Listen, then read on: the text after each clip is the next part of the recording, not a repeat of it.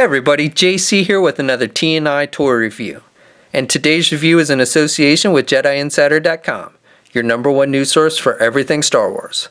And for today's review, we're going to be taking a look at the Star Wars Black Series 6-inch Target exclusive 3-pack with Imperial Death Trooper, Captain Cassian Andor, and Sergeant Jyn Erso, as well as the Walgreens exclusive Empire Strikes Back C-3PO figure.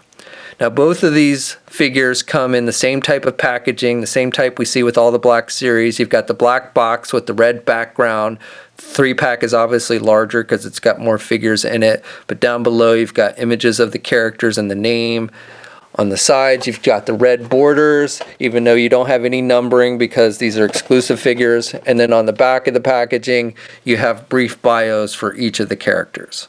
Alright, let's get these open and take a look at what's inside. Okay, so here's a look at the figures outside the packaging along with the other contents. We'll start off looking at the C-3PO figure, which is the Walgreens exclusive, and this figure does not have any accessories. And this figure is basically just a repaint or reuse of that Force Awakens C-3PO that was just recently released. There are some minor differences between the two figures, which I'll show you in a moment, but essentially they are pretty much the same figure. So the detail with the head sculpt I think is pretty good and pretty movie accurate. You've got the white eyes with the little red yellow tint to it to make it look like it's lit up. You've got the sculpting on the side, and then you've got this little piece up here that I always thought as a kid was a little laser gun. There's no gap between that and the forehead like you see in the movie. It's just sculpted onto the forehead, but otherwise it looks pretty movie accurate. You got this back piece with the rectangles, and you've got these pieces that stick up on the neck which are sculpted on there, and then you've got the little circle design here on his chest. And you got the little servos on his arms and everything. And again, nice sculpting throughout the figure with the knees and everything. And then you've got a metallic silver on the lower right leg. So that's one difference between this figure and the Force Awakens version. The Force Awakens one has a gold lower right leg, and then the Force Awakens one of course has the red left arm, whereas on this new one it's gold. And then the only other real difference between these two figures is here in the midsection with the way they've sculpted the wires. They are definitely sculpted differently, and the wires are actually sculpted, they're not just painted. I'm not really sure why they did that. It seems like such a minor thing. I'm sure the wires did look different between the two movies, but not so much that I really felt like they needed to do all new sculpting. I would say that the sculpting on the Empire Strikes Back figure, the wires do look a little bit better, and the difference on the back as well looks better. It's like they've got more wires on the Force Awakens version than on the Empire Strikes Back. Articulation is exactly the same as the Force Awakens version, which is minimal. You can turn the head to the left and the right, but there's a little bit of down movement. Actually, he can look down pretty good on this one, and he can look back a little bit. The arms, there's no elbow articulation, so you're kind of stuck with this arms in this position. So you can get the arms out that much, and then you can rotate, and this little shoulder piece actually rotates as well. And then you've got rotation on the wrist and hinges on the hands, so you've got up and down movement with the hands. And then he's got rotation there at the midsection, so you can rotate there, and he's got a little bit of down movement, and he can actually look back pretty good there at the midsection.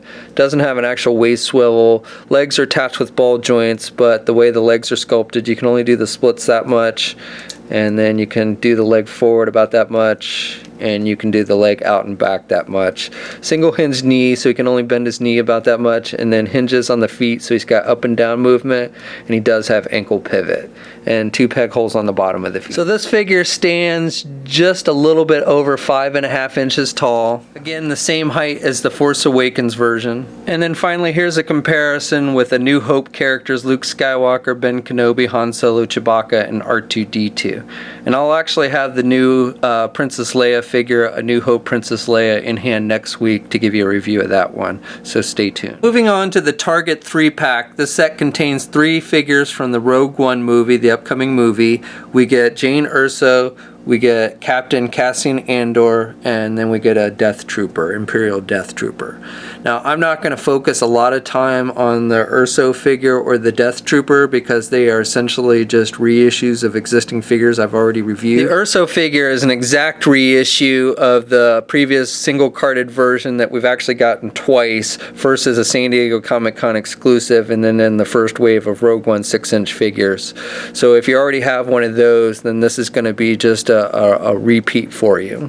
The Death Trooper is also a reissue, however, it is a little bit different than the single-carded version. Basically, they've added this harness piece with the shoulder pad, and you got these little pouches and everything, little grenades on the front, and this is done with just a black rubber type vinyl material, and it is a separate piece on the figure. Otherwise, the figure is exactly the same. It comes with the same weapons and everything. It's the same sculpt, but they did add that extra piece, which is nice. And then finally, the Cassian Andor figure, and this is the unique figure in the set, probably the biggest reason why you're buying the set, maybe also to help Army build your Imperial Death Troopers. But again, this is the only unique figure in the set. Now, this is the second version of Cassian that we've gotten. The first version, which was released in the first wave, had the winter gear and everything. I assume this is the outfit that he ends up wearing throughout most of the movie. This version of the character definitely has a Han Solo vibe to it. His weapon is actually really nice. So it's 3 pieces, so you can pull it apart. So first of all, you can have it just as a blaster, and the paint applications are actually pretty good on it. You've got some metallic silver and some lighter gray colors and stuff on the 3 different pieces. So that's nice. And then it's cool that you can actually attach these 3 pieces together to form this rifle. So I don't know if that's something you see in the movie. I assume it is, but it's a cool feature. And the weapon actually looks nice. As a rifle, I like the sculpting detail. You've got the scoop and everything. And again, I like the different metallic silvers that they've used on it. So I think it looks really nice. Now, as a pistol, they've also given him this holster, working gun holster, and you just stick the gun in there and you kind of stick the barrel through the hole at the bottom and it stays in there nice and tight. And then he can hold the gun or as a blaster or a rifle in either the right or the left hands. He does have a trigger finger for the right hand, but you can put it in the left hand too if you want to. So the face sculpt is okay. It's not great. It's certainly not 100% to the actor's likeness, and it looks very much like the head sculpt that we got on the first Captain Cassian Andor figure. They look very similar. You've got a little more the beard is a little more filled in. It looks more like 5 o'clock shadow on this figure, but on this one it's a little more filled in. The eyes pretty much look the same, and the hair sculpting is pretty same. His hair is just brown, no real wash effect or anything. And then he's got this leather coat. Again, looks very much like something Han Solo would be wearing. It's brown. The coat is a separate piece. The arms of the coat are sculpted. You got this little I don't know if this is supposed to be ranking or something, and then another little doodad on this side. And then he's got the gun belt with the working holster, and then he's got light beige pants, and then the dark brown boots with the buckles on them. So this figure stands almost 6 inches exactly.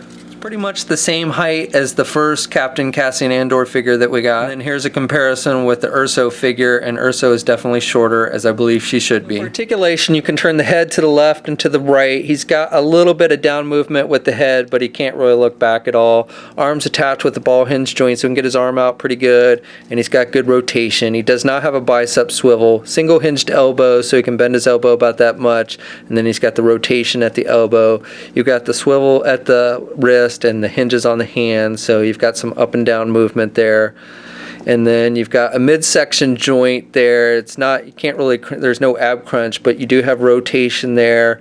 There's no actual waist swivel though.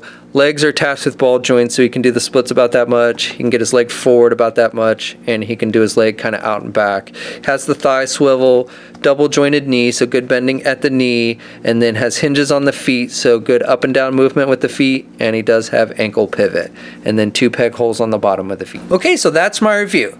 So overall, I like these figures. As far as the C3PO figure goes, the things I pointed out in my review the other week pretty much stands for this one. The arm movement's a little bit limited, and I do think it would have looked a little better with some vac metal as opposed to the just painted gold that they used. I do think I like this one a little bit better than the Episode 2 one. I just didn't like the red arm and the way it looked on that figure, so I do like this one a little bit better.